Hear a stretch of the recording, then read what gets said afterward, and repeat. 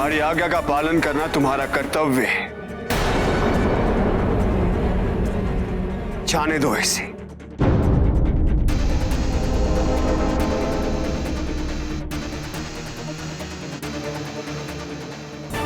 यदि दोबारा तुम मेरे समक्ष आए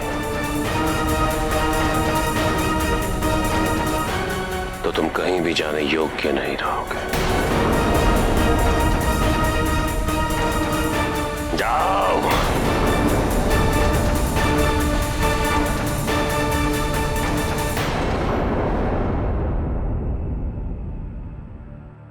नहीं आचार्य, आपको ऐसा नहीं करना चाहिए था। जलंधर। नहीं आचार्य,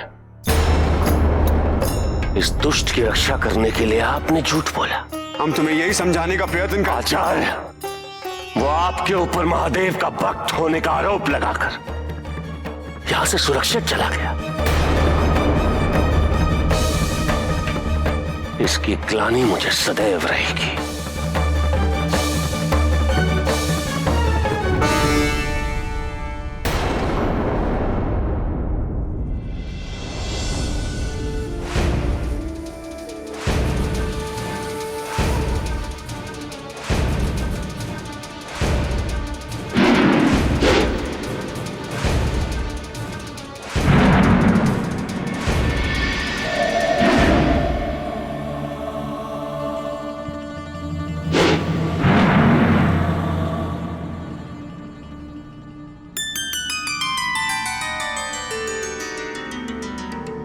पिताजी,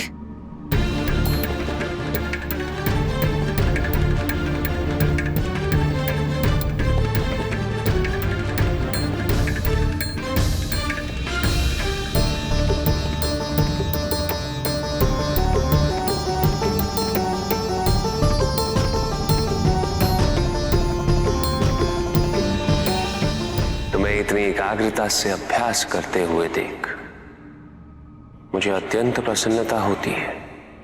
मैं जानता हूं पिताजी कि शीघ्र ही मुझे इसकी आवश्यकता पड़ने वाली है। मुझे तैयार रहना चाहिए पिताजी। जब से आपने इस युद्ध की ओर संकेत किया है, मैं इसके आरंभ होने हेतु अधीर हूं पिताजी। किंतु कहीं कोई गतिविधि क्यों नहीं हो रही? ये शांति मुझे व्याकुल किए जा रही है। यदि तुम्हें अनुभूति नहीं हो रही तो इसका यह अर्थ नहीं है कि कहीं कोई गतिविधि नहीं। इस क्षण संसार में अत्यंत महत्वपूर्ण परिवर्तन हो रहा है। कहीं कोई शक्ति अपनी संपूर्णता की ओर अग्रसर है, आक्रमण, विनाश की ओर। कहीं एक दूसरी शक्ति तैयार हो रही है रक्षा करने की।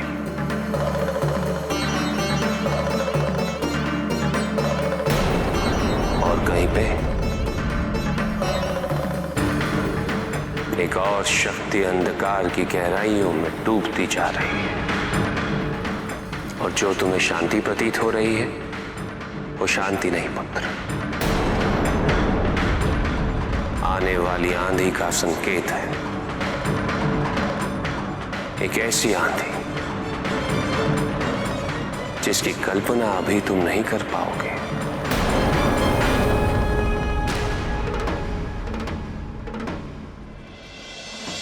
हमने तुमसे कुछ बातें गोपनीय रखी, किंतु इसलिए नहीं ताकि तुम्हें अंधकार में रख सके। कली की तो बात है। मैं सहायता के लिए पुकार रहा था।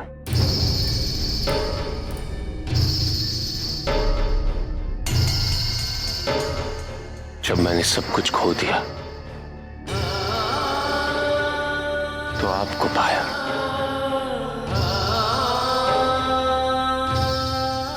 आश्रय नहीं, प्रतिशोध चाहिए था मुझे। और तुमने अपना प्रतिशोध पूर्ण भी किया। किंतु आपने आश्रय किसे दिया आचार्य?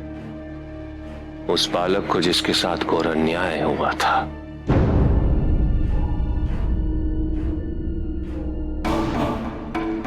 या उस बालक को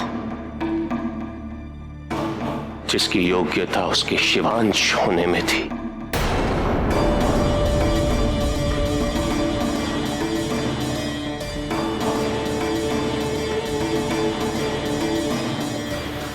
यदि मैं शिवांश नहीं होता तो क्या तब भी आप मेरी सहायता इतनी तत्परता से करते?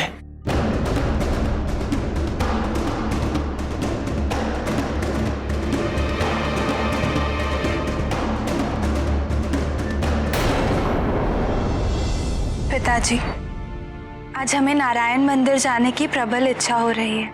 अवश्य जाओ पुत्री, अच्छा विचार है।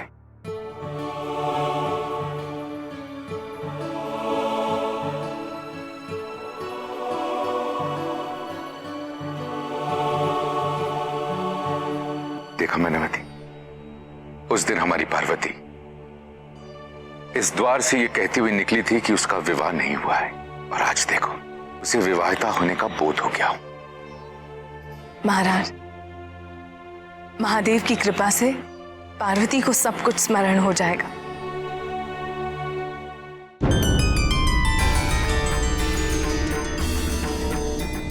इस बार महादेव देवी पार्वती को उकसाएंगे नहीं, अपितु उनके अब तक के उपलब्धियों का मूल्यांकन भी करने वाले हैं।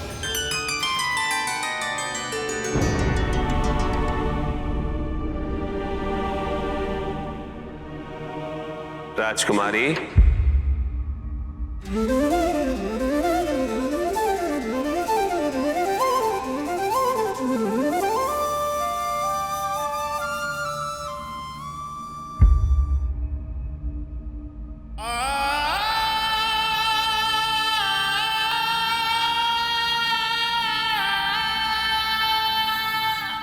बधाई हो राजकुमारी,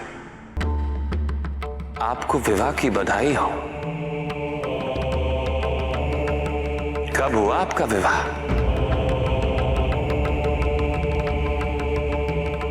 या आपने ऐसे ही विवाहिता दिखने हेतु ये सिंदूर लगा लिया, किंतु बिना पति के? मर्यादा ना लांगे। आप जानती भी हैं कि आपके पति हैं कौन? नाम क्या है उनका? उनके रूप का वर्णन तो करिए।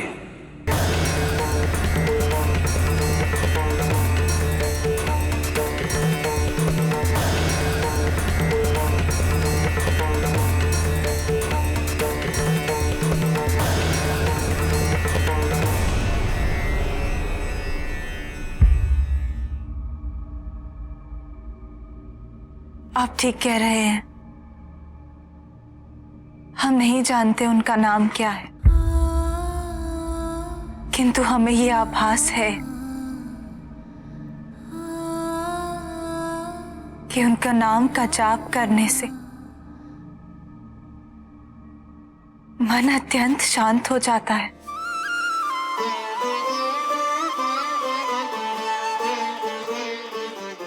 हम नहीं जानते कि उनका रूप क्या है,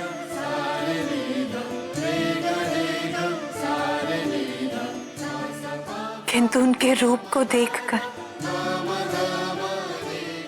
हम अनेकों बार अभिभूत हो चुके हैं। हमें उनकी वाणी का स्मरण नहीं है, किंतु हमें ये आभास है कि प्रत्येक बार जब उन्होंने हमारा नाम पुकारा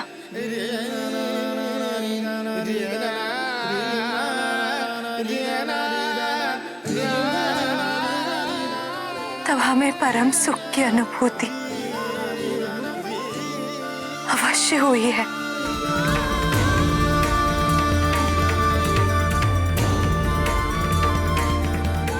हमें उनका स्मरण नहीं है, किंतु हम जानते हैं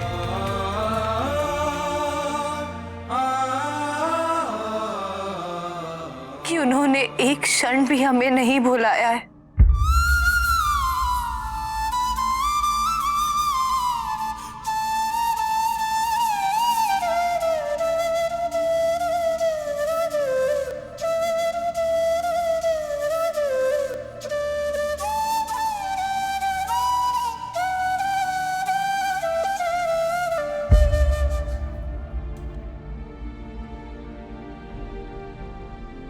आप नहीं जानते कि हम आपसे ये सब क्यों कह रहे हैं।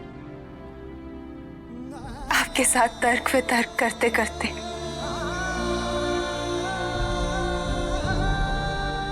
एक अपनत्व की प्रतीति होने लगी है।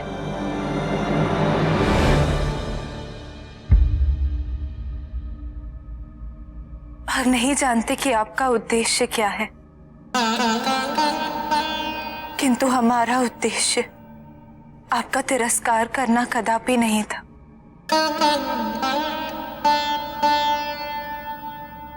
क्षमा कीजिए, अब हमें चलना चाहिए।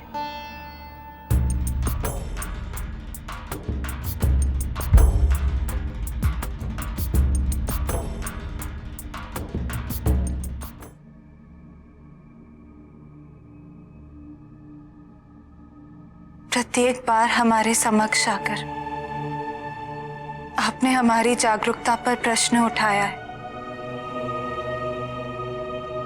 हमारे गुरु की योग्यता पर प्रश्न उठाया है। अगली बार संभवतः हम आपके प्रश्नों के उत्तर देने योग्य हो जाएं।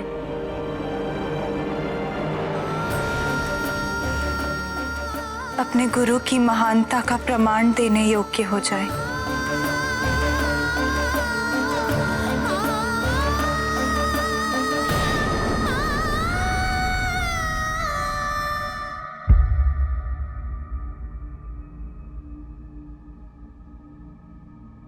तथास्तु पार्वती।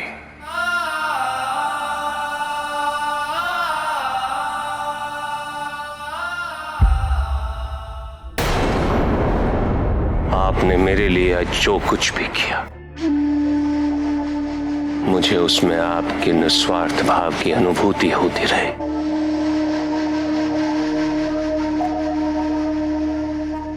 मूर्ख था मैं, देवताओं का अंश जो हूं।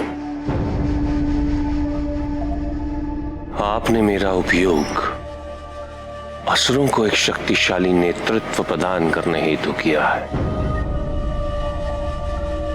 ये तो स्पष्ट है। किंतु इसके अतिरिक्त क्या आचार्य? आप तो देवताओं पे असुरों का वर्चस्व स्थापित करना चाहते थे, और अब आप ही ये नहीं चाहते कि मैं महादेव को चुनौती दूं, क्योंकि वह आपके आराध्य है ना।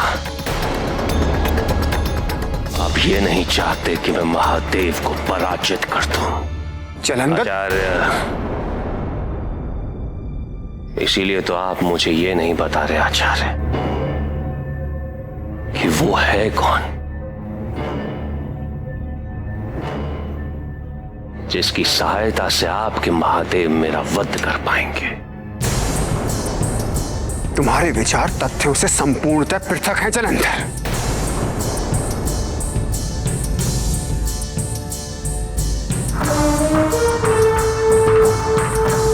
यदि हम तुमसे कोई जानकारी गोपनीय रख रहे हैं तो केवल इसलिए ताकि तुम दीर्घायु हो। आचार्य, जो व्यक्ति मेरे वध में सहायक होगा उसका नाम मुझसे गोपनीय रख के आप ये कह रहे हैं कि मेरा जीवन लंबा होगा। कैसे आचार्य?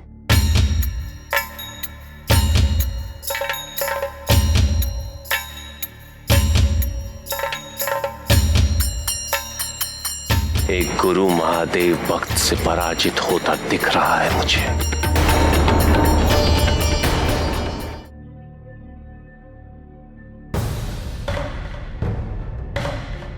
देवताओं की सभा आयोजित करवाइए। स्मरण रहे, 2 देवताओं की उपस्थिति अनिवार्य है, कुबेर और यमराज।